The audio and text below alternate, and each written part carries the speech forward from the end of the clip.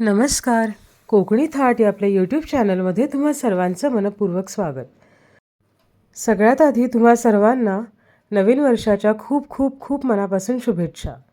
तर नवीन वर्षाची सुरुवात देवदर्शनाने करायचीच ठरली होती. आमच्या जवळच असलेल्या धारेश्वर मंदिरात गेलो.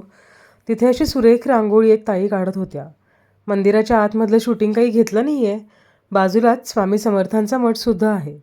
तर तिथेसुद्धा जाऊन स्वामींचं दर्शन घेतलं आणि सर्वांचं हे नवीन वर्ष सुखी जावो, समृद्धीचं जावो यासाठी प्रार्थना केली.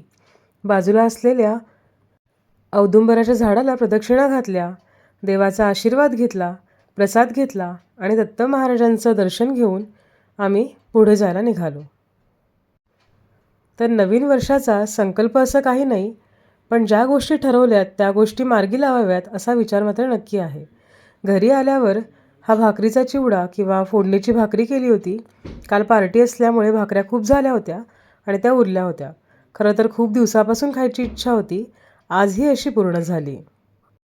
फोडणीच्या भाकरीची रेसिपी पुढच्या व्हिडिओमध्ये नक्की दाखवते. रात्रीसुद्धा दत्त महाराजांच्या आशीर्वादानेच दिवसाची सांगता केली. आलेलं नवीन वर्ष हे सर्वांना सुखसमृद्धीचं आणि भरभराटीचं जावो हीच ईश्वराचरणी प्रार्थना. आणि आजच्या या सुंदर दिवसासाठी देवाचे खूप खूप खूप मनापासून आभार. श्री स्वामी समर्थ.